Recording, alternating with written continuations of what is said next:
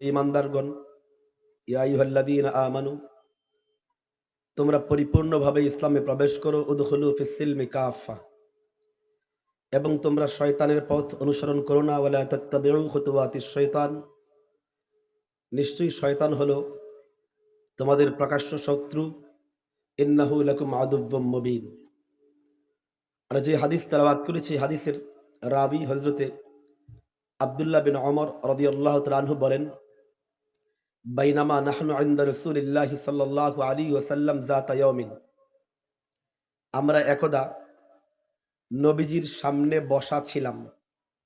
যেমন আমরা আজকে সবাই একসাথে বসা। হযরত ওমর বলেন, আমরা সবাই একদিন নবীর সামনে বসা। ইয তলা আলাইনা রাজুলুন, এমন সময় আচমকা আমাদের সামনে এক ব্যক্তির উদয় হলো। হযরত ওমর কিন্তু বলেন নাই এক ব্যক্তি আসলো। যা রজুলুন মানে এক ব্যক্তি আসলো, আর তলা রজুলুন মানে এক ব্যক্তির উদয় হলো। আসা আর উদয় হওয়া এর মাঝে পার্থক্য আছে। কেউ যদি আসে আমরা বলি লোকটা আসছে, কিন্তু সূর্য যখন উঠে আমরা কি কখনো বলি সূর্য আসছে? আমরা কি বলি? মাশাআল্লাহ, এই তো আপনারা শিক্ষিত মানুষ, বুঝতেছেন। সূর্য উদয় হয়েছে।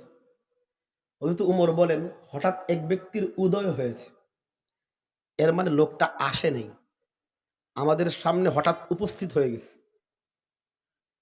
তো লোকটা হঠাৎ উপস্থিত হয়ে যাবার পরে আমরা লোকটার চেহারার দিকে তাকাইলাম।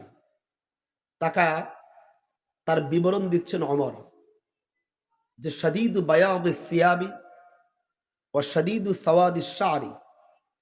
তাকায়া দেখি লোকটার গায়ে ধবধবে সাদা জামা, একদম পরিষ্কার পরিচ্ছন্ন সাদা একটা জামা পরা। ওয়া শাদীদু সাওয়াদিশ শা'রি, মাথার চুলগুলো একদম কুচকুচে কালো। এরপরে হযরত ওমর বলেন, লা ইউরা আলাইহি আসরুস সাফারি, আমরা এই লোকটার চেহারায় সফরের কোনো ক্লান্তি দেখি না, কোনো চিহ্ন নেই। আপনি যতই ভালো জামা পরে আজকের এই মাহফিলে আসেন না কেন, যদি রিকশায় উঠেন অথবা হাইটা আসেন, তো শরীরে একটু ময়লা লাগবে, পাঞ্জাবির ভাঁজটা একটু ভাঙবে, হবে না? কিন্তু যদি একটা লোককে দেখেন একদম ফিটফাট জামা, পরিষ্কার পরিচ্ছন্ন শরীর, এর মানে এই লোকটা কি দূর থেকে আসছে না কাছ থেকে? মনে হয় যে প্যান্ডেলের পাশ থেকে জামা পাল্টায় আসছে গোসল করে। তো এত কাছ থেকে যদি আইসা থাকে, তাহলে এই এলাকার যারা বাসিন্দা তারা তাকে চেনার কথা। আমি কি কথা বুঝাইতে পারতেছি? লোকটা দূর থেকে আসে নাই, বোঝা যাচ্ছে জামা পরিষ্কার পরিচ্ছন্ন এবং চেহারায় কোনো সফরের চিহ্ন নাই। কারণ আরব দেশ তো আমাদের দেশের মতো না, ধুলাবালির দেশ, মরুভূমির দেশ।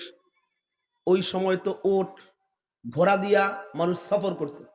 তো ওটে ঘোড়ায় গাধার উপরে সফর করলে ধুলাবালি লাগবে। এই লোকটার শরীর পরিষ্কার পরিচ্ছন্ন, ধুলাবালি মুক্ত, সফরের কোনো চিহ্নই নেই, জামা একদম ধবধবে সাদা।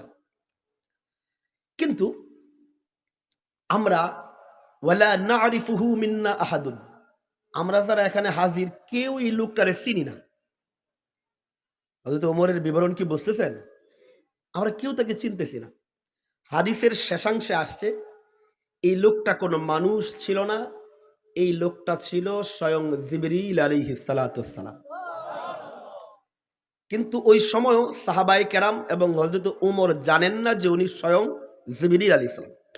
হযরত উমর বলেন, এই লোকটা হাত্তা জালাসা ইলা রাসূলিল্লাহি সাল্লাল্লাহু আলাইহি সাল্লাম, এই লোকটা উদয় হইয়া সরাসরি আইসা নবীর সামনে বসে গেছে। কেমনে বসলো এবার বলেন। ফাআসনাদা রুকবাতাইহি ইলা রুকবাতাইহি, বসার কাইফিয়ত ছিল এটা যে তার এই যে দুইটা হাঁটু আছে, এই দুইটা হাঁটু নবীর হাঁটুর সাথে লাগায়া বসছে।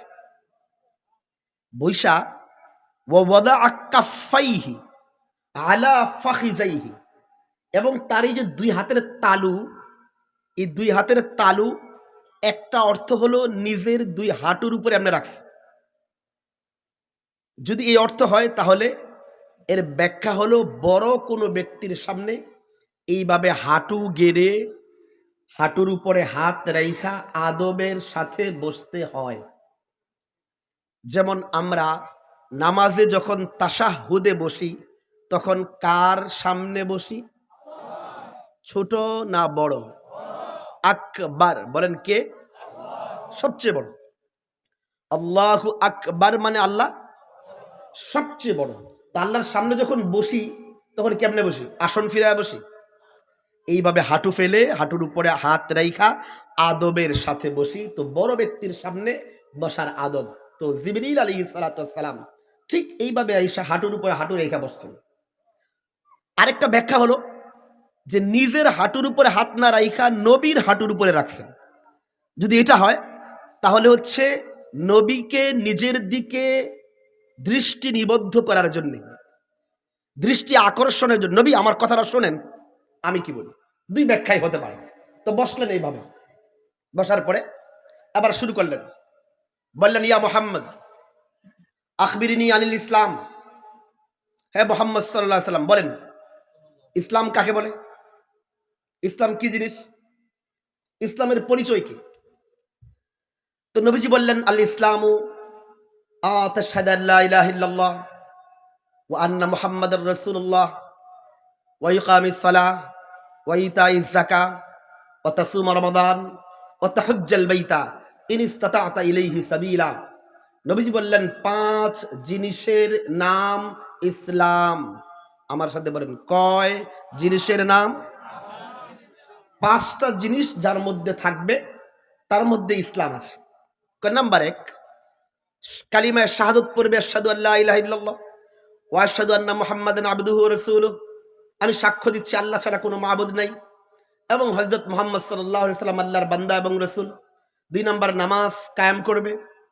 3 নাম্বার রমজান মাসে রোজা রাখবে। 4 নাম্বার যাকাত ফরজ হলে যাকাত দিবে। 5 নাম্বার সামর্থ্য থাকলে হজ করবে। এই 5 জিনিসের নাম ইসলাম। বলেন কয় জিনিসের নাম? এর মানে 5 জিনিসের মধ্যে কোনো একটি যদি কারো মধ্যে না থাকে, তার নাম শফিকুল ইসলাম হোক, আরিফুল ইসলাম হোক, ফখরুল ইসলাম হোক, যত ইসলামওয়ালা নাম হোক, আসলে সে প্রকৃত ইসলাম তার কাছে নাই। তার কাছে এই 5 জিনিস থাকলে সে প্রকৃত মুসলমান। এই 5 জিনিস থাকলে প্রকৃত কি? কালিমাও পড়বে, নামাজের সময় হলে নামাজও রাখবে, নামাজও পড়বে, রমজান মাস আসলে রোজাও রাখবে, হজ ফরজ হলে হজও করবে, যাকাত ফরজ হলে যাকাত দিবে। এই 5 জিনিসের নাম ইসলাম। বলেন কয় জিনিসের নাম? মুখস্থ হইছে? বলেন 1 নাম্বার কালিমা, 1 নাম্বার, 2 নাম্বার নামাজ, 2 নাম্বার, 3 নাম্বার রোজা, 3 নাম্বার, 4 নাম্বার যাকাত, এরপরে 5 নাম্বার হজ। আর একটা শিখেন, দিন শিখেন। 5 জিনিসের নাম। এই 5টা জিনিসের নাম ইসলাম নবীজি বলার পরে যে প্রশ্ন করছে লোকটা আগন্তুক, এর লোক বলে কি সদাক্তা, নবী আপনার উত্তর হইছে। আপনার উত্তর? আচ্ছা বুঝেন, হযরত উমর বলেন জুমা এই লোক নবীরে প্রশ্ন করছে। তো কোনো ব্যক্তি যখন প্রশ্ন করে এর মানে আমরা কি বুঝি? এই লোকটা জানে না, এই জন্য জানতে প্রশ্ন করেছে, তাই না?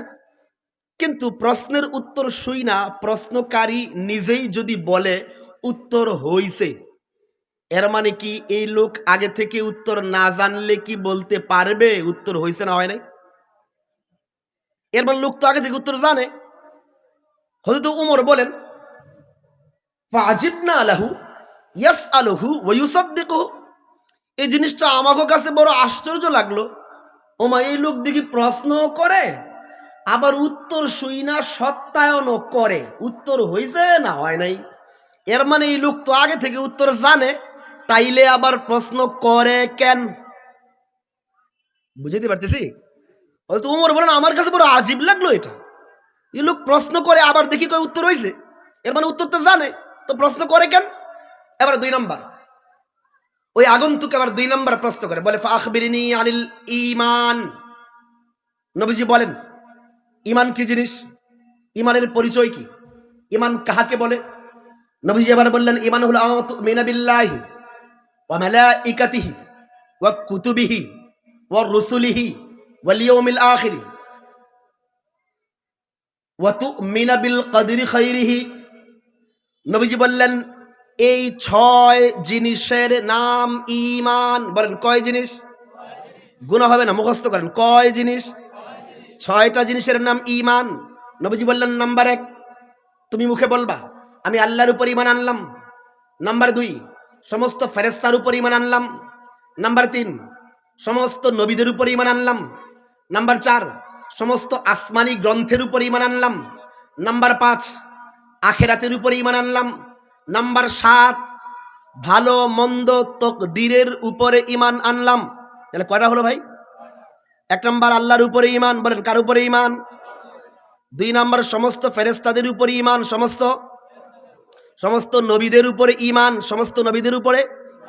এরপরে সমস্ত আসমানি কিতাবগুলোর উপরে ঈমান। আমরা জানি না জানি, মুখস্থ থাকুক না থাকুক, মুখস্থ করতে হবে, জানতে হবে, বুঝতে হবে। সব আসমানি কিতাব এর উপর ঈমান।